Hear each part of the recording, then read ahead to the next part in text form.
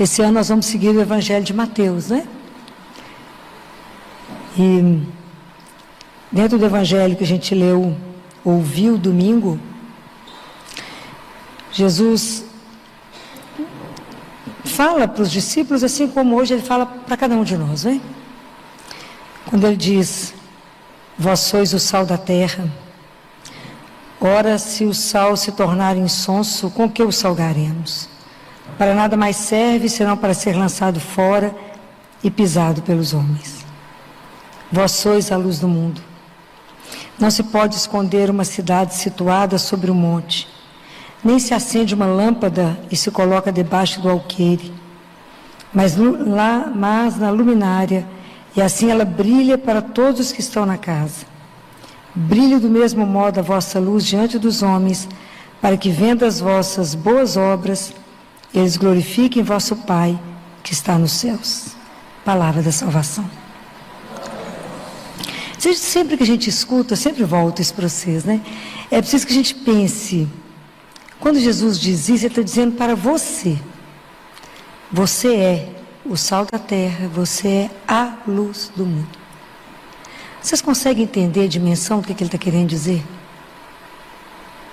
Vocês só escutaram isso? Vocês pensaram o que significa isso hoje? Bem, quando Jesus coloca isso, e nós vamos ver como é que ele é realmente extraordinário. Extraordinário. Quando Jesus, ele semeia algo para nós, Jesus tem uma expectativa. Ele tem uma expectativa de que a nossa vida realmente seja saborosa. Deus não quer que a nossa vida seja insonsa. Esse caldo sonso que é a nossa vida, que eu ouvi falando, que a gente acha que é cristão. Porque vem à missa de vez em quando. Porque eu fui batizado, crismei, então eu sou cristão. Não é. Há quanto falta para nós de verdade fazer com que a nossa vida tenha sabor. A gente vive essa coisa mais ou menos. Mais o mundo nos mandando do que nós tomando a rédea daquilo que a gente crê e caminhando. Quando Jesus, ele não semeia na neutralidade. Jesus, ele quer que a gente tenha sabor na vida. Ele quer que a gente não tenha medo de correr risco de viver. Nós somos esse trem sonso. Ou eu estou brincando? Não estou? Não é? Falta paixão. Então, porque ser cristão não é ser uma pessoa diferente. Não é algo fora, mas algo que Deus nos transforma. É ser um tipo de pessoa que Deus nos faz. É aquela pessoa que Jesus nos faz. E é exatamente porque Ele nos faz que eu posso viver a vida que Ele pediu aqui. Mas enquanto Ele não me fizer, eu não me permitir ser, não tem jeito. É diferente. A nossa vida espiritual, ela vai começar a partir de onde vocês estão. É a partir daí que a gente assume viver uma vida com o Senhor na inteireza. Vida espiritual não é algo que está como um chapéu voador, não. Vida espiritual, ela tem que estar encarnada na sua vida. É de verdade, é uma vida com o Senhor, com o sabor de ter um Deus vivo. Essa é a diferença. Eu tenho que entender, se primeiro eu não experimento isso, se eu não experimento qual é o sabor, e Deus se deixa saborear, como é que nós vamos ser sal para quem? Ser luz para quem? Se isso não é nem para nós. Então, é tão interessante que quando a Bíblia te convida a saborear Deus, o local que mais fala disso são os Salmos. E se vocês pegarem o Salmo 27, depois vocês podem ler isso em casa, Salmo 27, no versículo 4, uma coisa peço a Yahvé, a coisa que procuro, é habitar na casa de Yahvé todos os dias da minha vida, para saborear a doçura de Yahvé e meditar no seu templo. Saborear a doçura de Deus. Quando é que vocês acham que nós vamos saborear Deus? Deus tem gosto? Quando é que nós vamos poder saborear? Quando a gente não quiser mais consumir o mundo. Para saborear, eu preciso de ter lentidão. Concorda? Você vai saborear uma comida rápida? Não tem jeito. Acerta que queima a boca, né, na rapidez que come. Mas para saborear, para degustar, para sentir, eu tenho que ter lentidão. Eu tenho que contemplar, eu tenho que meditar. Saborear exige proximidade. Exige intimidade. Senão, não saboreio. É essa relação que Deus quer. Que você saboreie, que você deguste aquela presença de Deus. Isso na sua vida isso cheira intimidade. Se vocês lerem o Salmo 34, e é lindo o Salmo inteiro, vale a pena vocês lerem. Porque é uma pessoa que passou um aperto muito grande, vai bem dizer a Deus, porque Deus o livrou. Mas eu vou resumir no versículo 8 e 9, que fala: o anjo de Yahvé acampa ao redor dos que o temem e os liberta. Provai e vede, saboreai e vede como Deus é bom. Saboreai e vede como Deus é bom. Feliz o homem que nele se abriga. Feliz. É quem sabe, quem já experimentou isso. E aí Pedro, na primeira carta de Pedro, quando ele retoma isso e ele fala que a gente precisa desejar receber o leite espiritual, vocês que já saborearam como Deus é bom. Então, Deus permite ser saboreado. Isso no sentido de que eu vivo uma experiência profunda com o Senhor. Aí ele diz, né, em Marcos capítulo 9, no verso 50, que é uma correspondência a Mateus, Jesus fala assim: tende sal em vós mesmos. Como é que eu vou ter sal dentro de mim? O sal não é uma coisa externa. Então, na verdade, essa experiência do sabor é aquilo que Deus vai nos transformar. É uma forma de ser. É uma transformação da nossa existência. À medida que a gente convive com Jesus, à medida que a gente vai sendo transformado, aí a vida tem sabor. Então, aí a gente começa a entender o que ele quer dizer. Agora nós vamos chegar onde é que ele quer dizer. Porque ser cristão não é um jeito que eu vou fechar na minha vida ou num grupinho pequeno. A salvação que Jesus veio trazer, ele veio trazer para todos. Então todo mundo espera algo de nós, cristãos. E nós temos que dar alguma coisa. Ser cristão é poder passar para essas pessoas, é a nossa missão. O que o mundo espera? Um mundo com tanto problema, o que espera? Que a gente consiga dar sabor e luz nas situações tão difíceis como o mundo está vivendo. Como é que nós, cristãos, vamos viver a mesma situação que o outro vive? Como é que nós podemos mudar essa situação? A situação é a mesma, mas eu posso dar um sabor nela. Eu posso trazer a luz para ela. A gente é a luz? Não. Mas é tão interessante os detalhes de Jesus, né? Que Jesus é o homem dos detalhes. Um dia nós vamos entender. Quando ele fala o sal, a luz. O artigo é definido para que você não imagine que existe outro sal ou outra luz. E ele é brilhante mesmo, né? Porque o sal, ele não existe para si mesmo, existe? O sal pode fazer o que para si? Ele não pode se salgar. Pode? Não. O sal não tem nenhuma utilidade para ele mesmo. Mas o sal é imprescindível na vida do outro. Olha que interessante. O sal desperta no alimento o sabor que ele tem. Ele não dá o sabor, mas ele desperta o sabor do outro. Ele faz o outro ser o alimento que ele tem que ser. É o nosso papel. Para nós mesmos a gente não é nada, mas para o outro nós podemos ter um papel fundamental. Mas o sal, para ele poder exercer o papel dele, ele tem que... O que tem que acontecer com o sal? Ele tem que ser dissolvido? Ele tem que se perder? Não é preciso então que a gente seja consumido? Não é assim? Que eu diminua para que ele cresça. Então, à medida que eu vou me perdendo, o trabalho, o ser sal, ele tem é um trabalho humilde, é discreto, só serve ali para dar o sentido. Assim é a nossa vida. Porque nós, como seguidores de Jesus, nós temos esse compromisso. Se Ele já deu sabor à minha vida, se Ele deu sabor à sua vida, você tem que levar sabor para a vida do outro, que é uma vida insonsa. Aquela vida que não chegou a ser nada. Você é cristão? Sou. Vou à missa de vez em quando, Páscoa, Natal. É assim. Entendeu nada. Não viveu, não saboreou, não experimentou. Não viveu a aventura de ter um Deus, não sofreu com os momentos e não se alegrou quando Deus libertou. Porque com Deus é assim.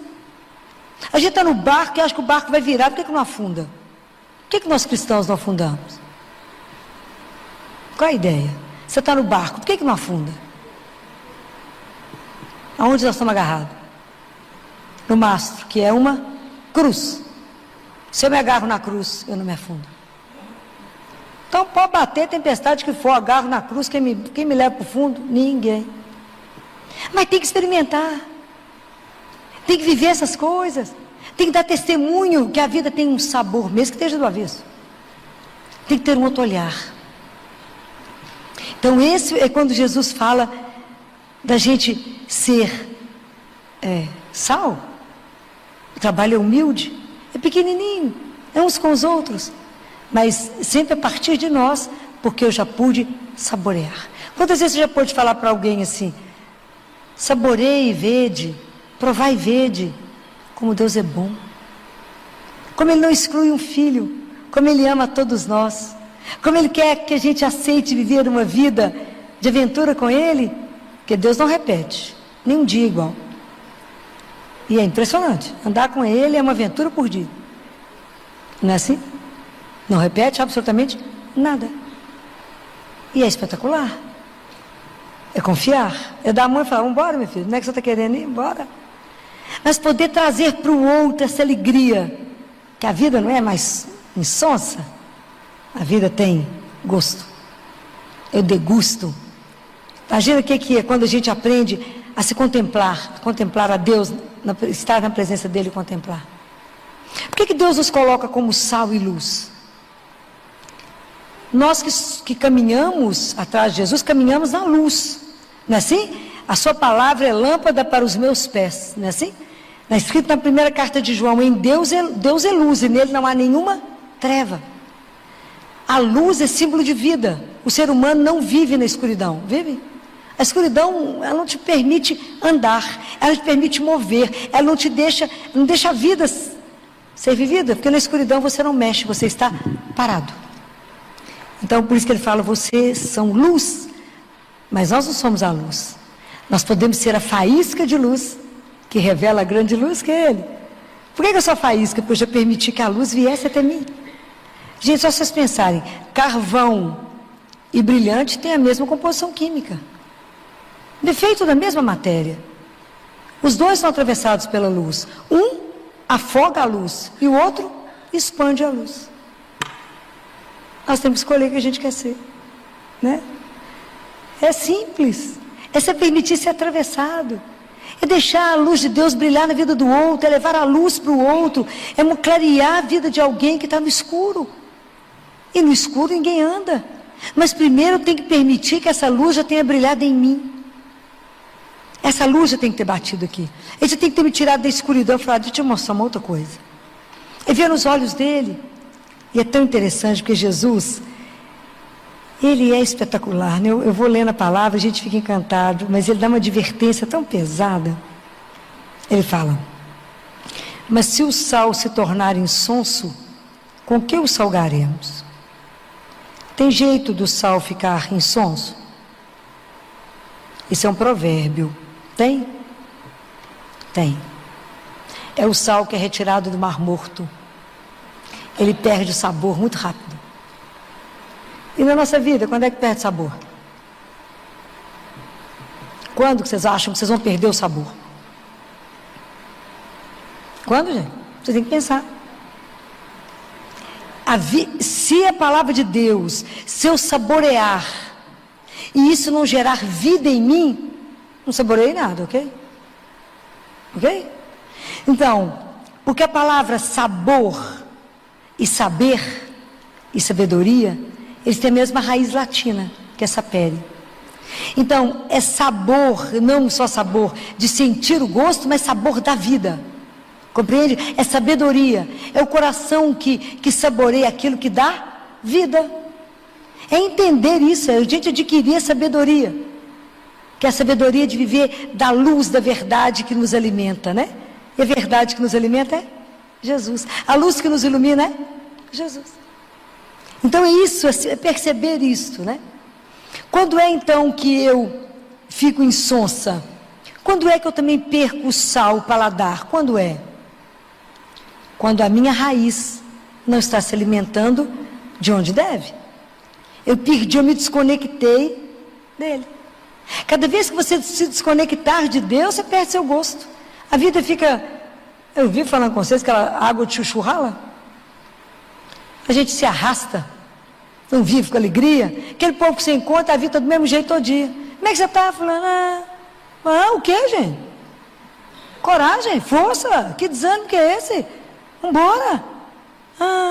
Que há, gente? Agradece a Deus, está levantando, bonito, para trocar de roupa, passar um perfume, trabalhar. Vai a pé, vai de carro, vai de trem, vai do jeito que quiser. Tem perna para ir. Que alegria, porque esse desânimo pode ser o último dia que a gente vive, né? Tem que viver na alegria de pertencer a Deus, estar na companhia dEle e de levar a alegria de ter um Deus que é vivo. Vivo. Mas com Deus a gente vive as coisas na intensidade que tem que viver. Tem que cantar com Deus, cante. Quem dançar com Ele, dança. Mas se tiver que chorar, chore. Se tiver que gritar com Ele, grita. É só assim que nós vamos caminhar e aprender e descobrir Deus. Nós temos que viver dentro da nossa vida, dentro da nossa realidade, uma experiência profunda de Deus. Sem essa experiência profunda de Deus, nós não vamos conseguir convencer nem a gente mesmo que Deus está vivo. Nem que é uma vida que vale a pena ser vivida com Ele. Não tem jeito. É preciso passar pela pele, né? Por nós. Antes de falar, você é sal e você é luz, a gente primeiro já foi transformado. Por isso que isso aqui é todo um trabalho de conversão. E Jesus fala, por isso que a gente tem que ter, a gente volta sempre no mesmo assunto, né? Que a gente tem que manter a perseverança. Se todos os dias eu não nutrir a minha alma, se todos os dias eu não me alimentar, como é que eu mantenho essa seiva em mim para dar conta do dia? Não dou. Não dá conta. Se você não se alimenta dele, como é que você vai dar o que para o outro? Nada. Como é que você vai dar coragem e força para o outro? Você vai tirar isso de você mesmo? A gente mesmo não tem nada. O que a gente tem que não nos foi dado por ele? Tudo que a gente tem foi dado por ele. Então eu preciso me alimentar para que eu possa ser consumida. É a mesma coisa a vela. A luz pode ser pequenininha. Coloca a luz no ambiente e ela ilumina e você começa a ver. Olha o seu carro para ver se está sujo. Coloca a luz, coloca ele de frente ao sol. E você vai ver se o seu carro foi bem lavado ou não. O para-brisa está horrível, sujo. Você só vê na hora que a luz bate. Como é que eu sei que eu estou pecando? Se a luz de Deus me mostra, porque senão... Eu falo com ele, Jesus, porco deitado na lama, está tudo certo, meu filho. Está tudo na sujeira, vai ver o quê? Nada. A não ser quando a luz bate e mostra que está sujo. Então a gente precisa dar luz para tudo, para nos revelar, para mostrar onde é que nós estamos, para dar o caminho, para a gente não errar. Aquele que anda na luz, ele não tropeça. Se você estiver no escuro, você vai tropeçar e vai cair. Porque é Ele que é a nossa luz, Ele que mostra. É espetacular andar com Ele. É espetacular. Ele que dá força. Que dá um outro olhar, senão a gente não dá conta. E aí Jesus fala, do mesmo modo brilha a vossa luz diante dos homens. Luz nenhuma que nós temos, só Ele é a luz, mas eu tenho a faísca da luz, para que as pessoas vejam aquilo que você está fazendo, não para te glorificar, mas para revelar por que você fez isso. Por causa do meu Pai, por causa de Jesus. Quantas pessoas aqui tem aqui que são da área de saúde? Tem alguém? Médicos? Enfermeiras? Ok? Quando a gente está diante de alguém que a gente não pode mais salvar o corpo, nós temos a obrigação de salvar a alma. Somos cristãos. Nós sabemos que a vida não vai encerrar ali. E essa é a nossa missão. Não podemos. Então, nessa hora, batizem. Nessa hora. Rezem. Fica de mão dada. Não deixa morrer só. Porque as pessoas vão ver, vão dar, você vai dar testemunho. Por que você está fazendo isso? Porque eu creio, eu sei, que só existe um mundo, só existe uma história, e ela tem que ter sabor, e ela tem que ter luz. Só existe uma luz, só existe um sabor, e esse é Jesus. E eu creio, então eu tenho que te mostrar, mesmo que você não queira, mas você vai ver e vai começar a ficar assim meio invocado. Nós temos que ter essa coragem.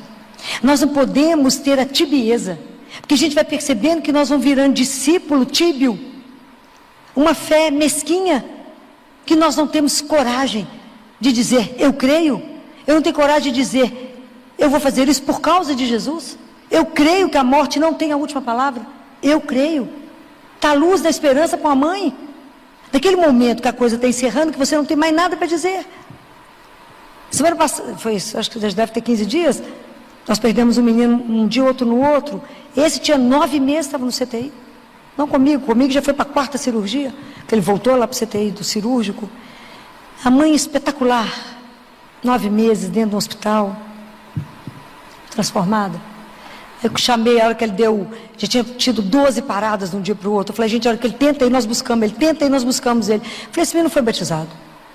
Vou saber da mãe. Foi batizado? Não. Eu falei, agora? Falei, doutor, eu sou católico, meu marido é evangélico. Eu falei, mas o Deus é um só. Eu vou batizar ele agora. Agora. Aí o pessoal, a maioria não sabe nem quem eles são, da classe médica. A maioria não sabe nem quem eles são ainda, não se definiram.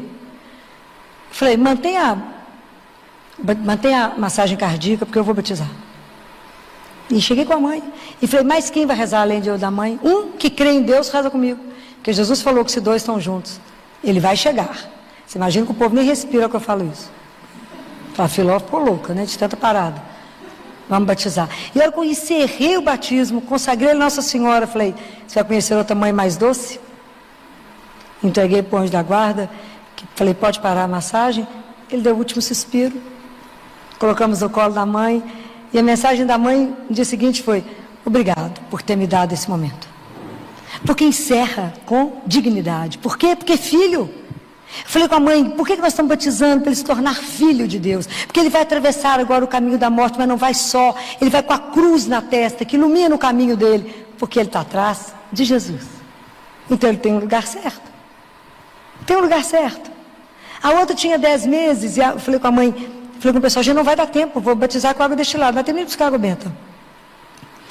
E agora eu armei o CTI de tanta água benta, igual estou firme. A mãe falou, doutora, ela está com 10, mas eu ia batizar com 1 ano. Eu falei, está com 10 meses, não dá tempo. É agora. É agora que eu vou batizar.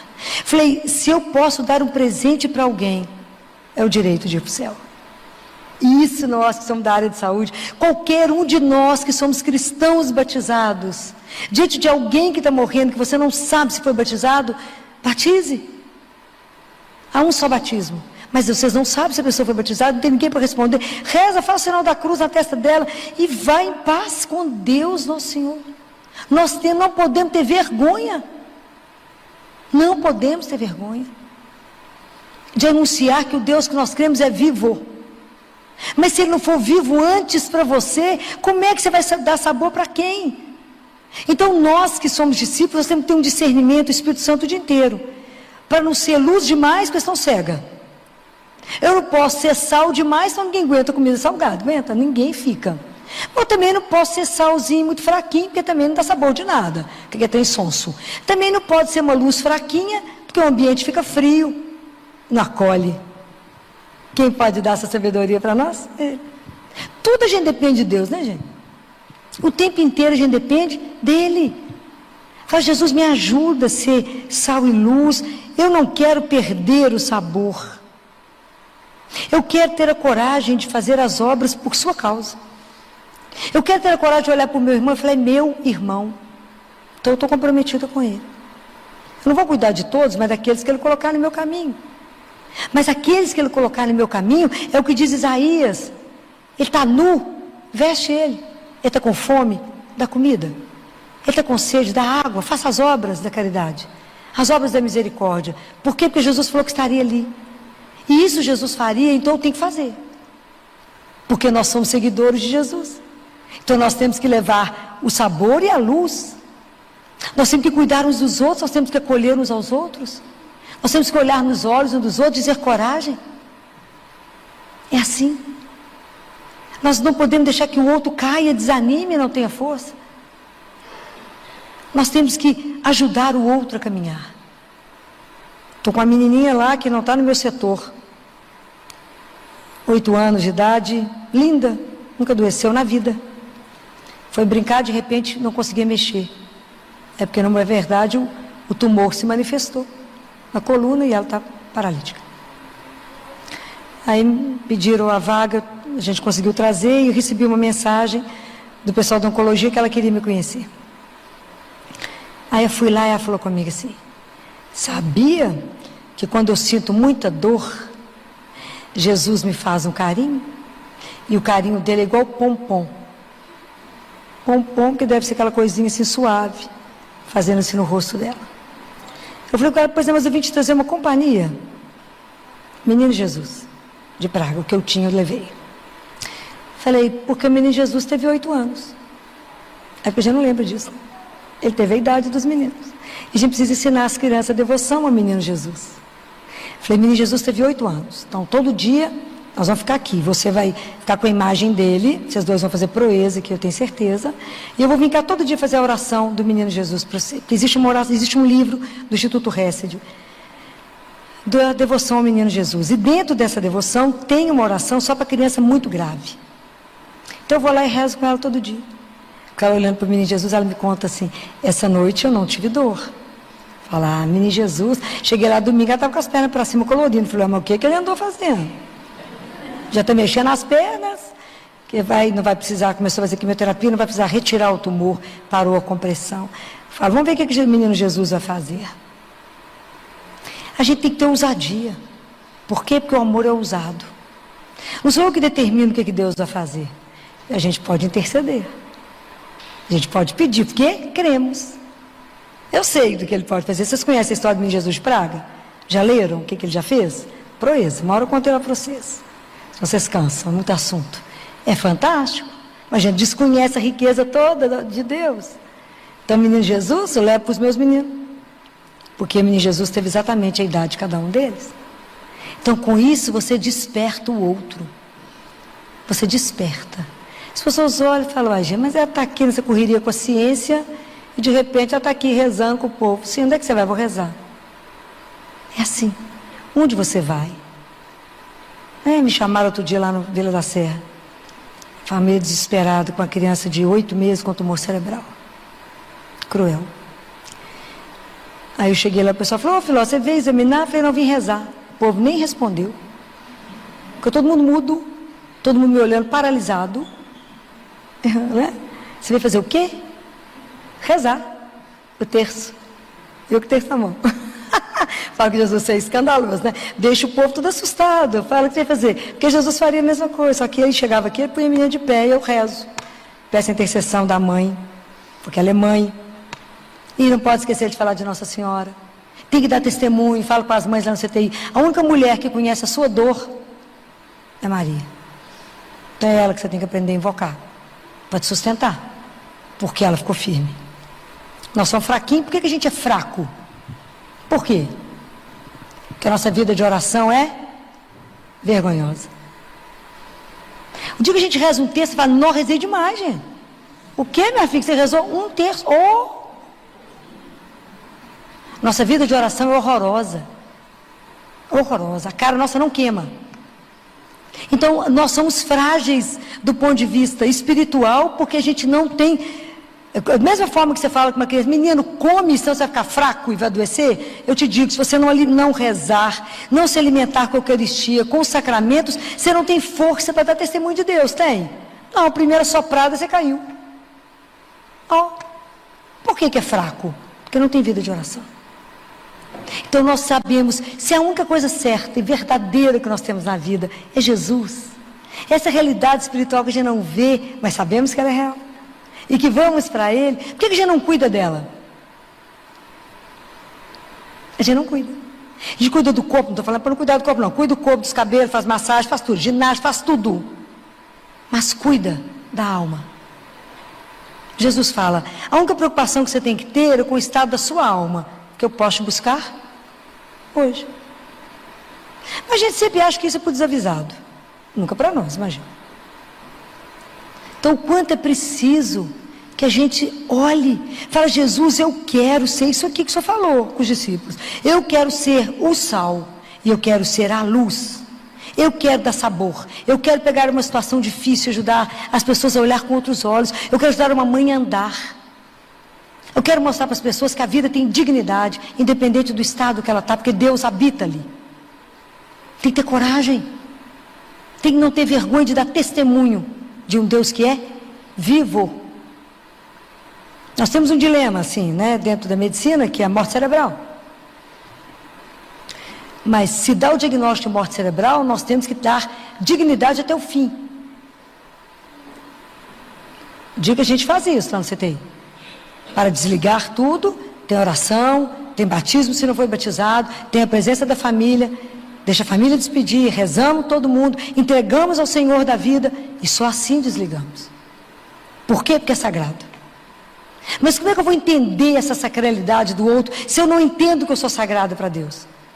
Então o que eu quero de verdade, o que eu gostaria de verdade que esse ano vocês experimentassem, é isso, essa expectativa de Jesus, que a gente não frustrasse a expectativa dele, que a gente tivesse a ousadia de viver a nossa fé com profundidade, a nossa fé com consistência.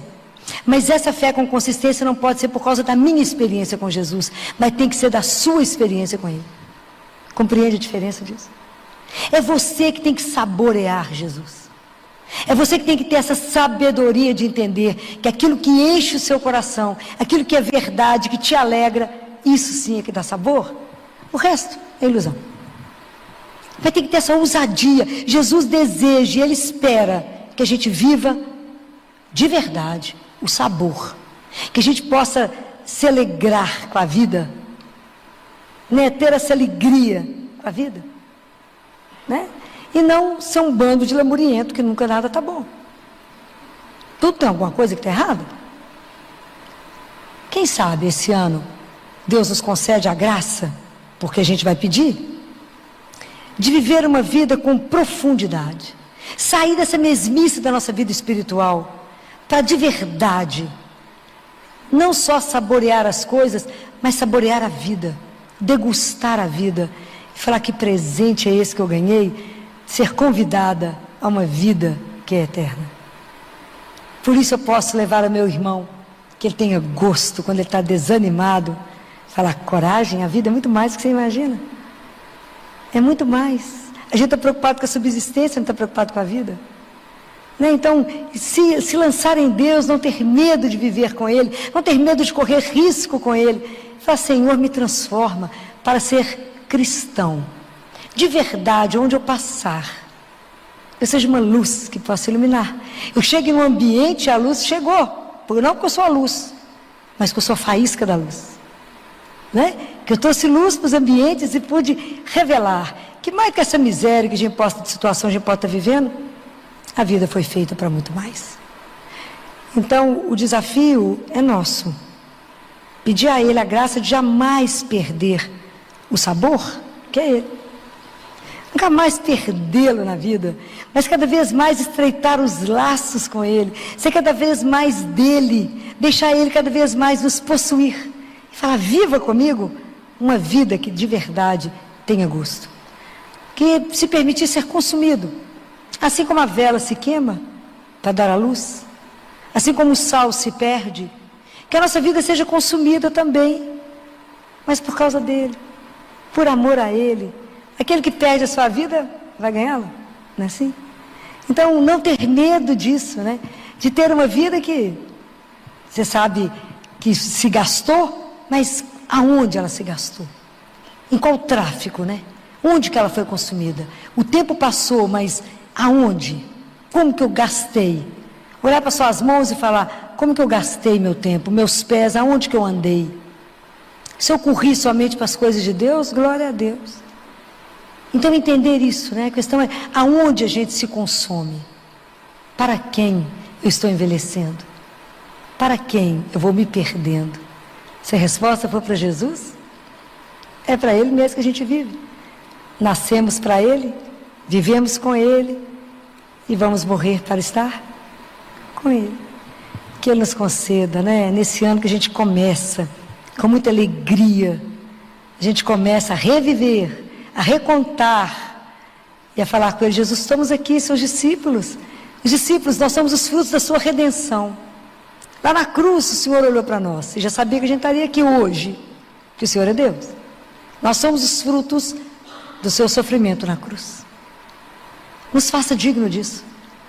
Nos faça de verdade saborear o Senhor de tal forma, de avisar as pessoas, experimenta Deus, saboreia Deus. Deus tem gosto de doçura, né? Experimenta Ele. Quanto Ele é cuidadoso, delicado, atencioso. Nos ajuda, Senhor. Queremos ser cristão de verdade. Queremos que as pessoas nos olhem e falem, essa é cristã, essa crê. Queremos isso. Mas sem a vossa graça, o que a gente pode? Nada. Porque sem mim, nada podeis fazer. Então que Deus, na infinita misericórdia, sob a intercessão de Nossa Senhora, que ela como mãe olhe para cada um de nós, que ela conhece os nossos corações, e ela sabe quais são as graças que hoje, nesse momento, cada um de nós precisa, para que de verdade a gente possa ser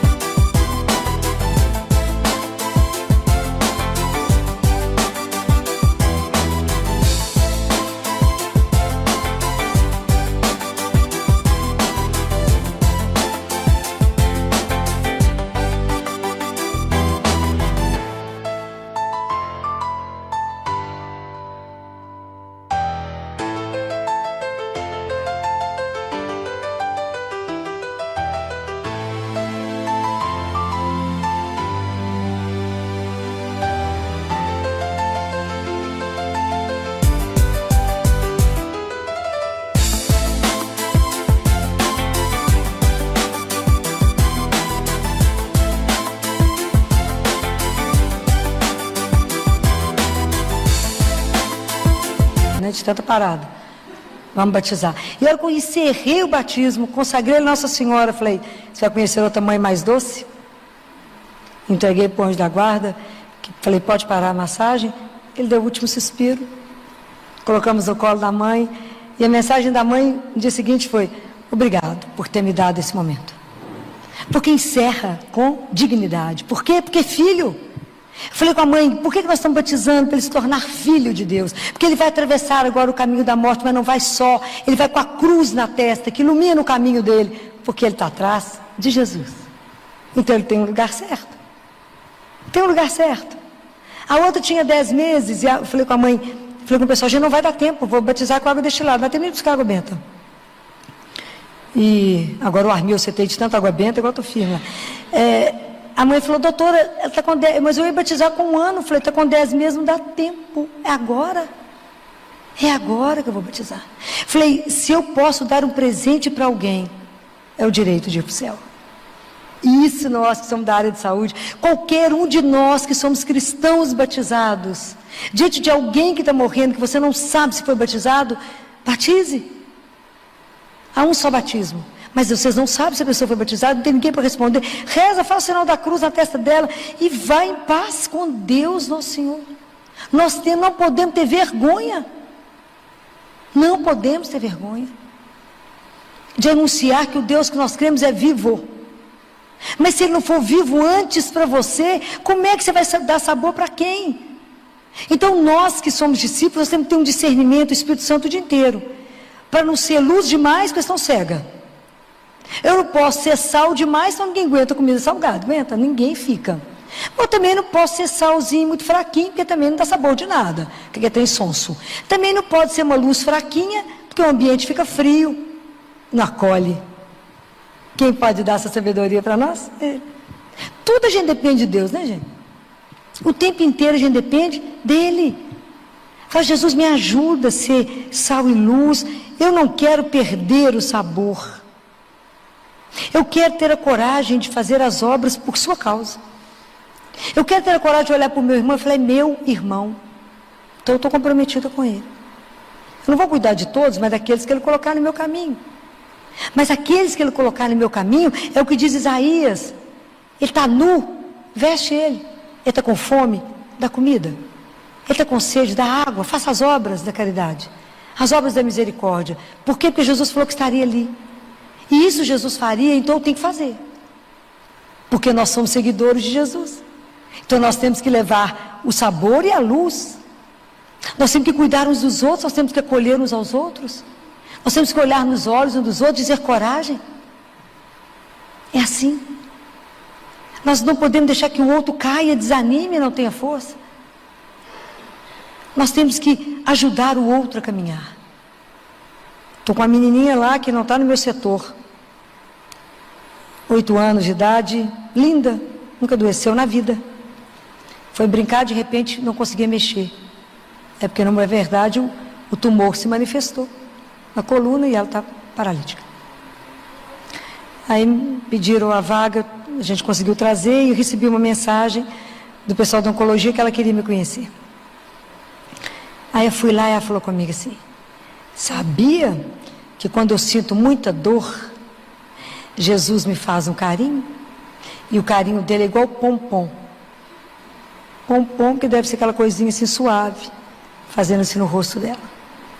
Eu falei com ela: pois é, mas eu vim te trazer uma companhia. Menino Jesus, de Praga, o que eu tinha eu levei. Falei: porque o menino Jesus teve 8 anos. É porque eu já não lembro disso. Ele teve a idade dos meninos. E a gente precisa ensinar as crianças a devoção ao menino Jesus. Falei: menino Jesus teve 8 anos. Então todo dia nós vamos ficar aqui. Você vai ficar com a imagem dele. Vocês dois vão fazer proeza, que eu tenho certeza.